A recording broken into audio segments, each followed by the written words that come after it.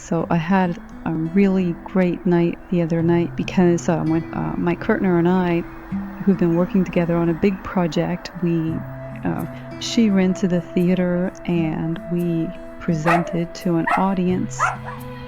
And after all these years of working behind the scenes and being behind the stage in the literal sense all the time, it was super. I was really looking forward to the Q&A afterwards, in which my partner and she and I would answer questions from the audience. And it wasn't a huge audience, but it's sort of a look at the future to come when our big project launches. So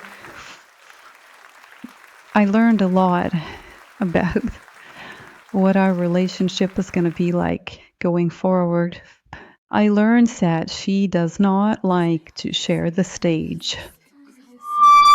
Hi,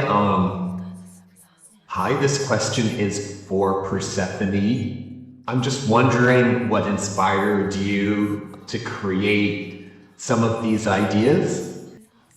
Thanks. Thank you so much for the question, and I really appreciate you guys being here.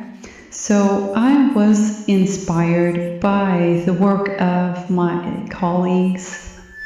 Listen, we were so stoned that day. We must have smoked a pound of weed, I swear.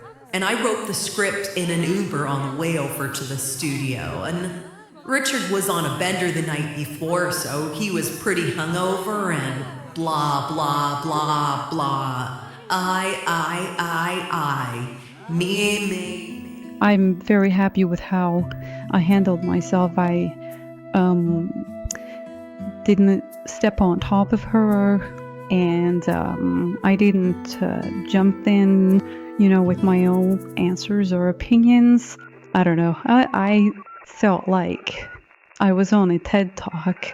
I was just kind of channeling that energy where you talk about the work and your hopes about the work, and you don't make it so much personally about yourself unless, that's really what the TED Talk is about. I never felt so focused. I didn't think I would be as precise as I was able to be in answering the questions, but I felt no ego. I was just feeling such gratitude for the audience to be there and for the audience to care about what we were doing. And that is a feeling I never really had before, because I have let my ego get in the way and, make things about me or my personality. As someone who struggled, with ego getting out of control, it's just so nice to be at this point in my life where I can be confident about the work and just let that stand on its own. Alexa. Oh my God.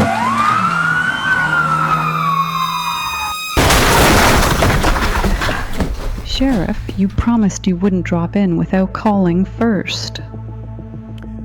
It's a lucky thing I was passing through the neighborhood, Mrs. Birch, because we seriously need to talk.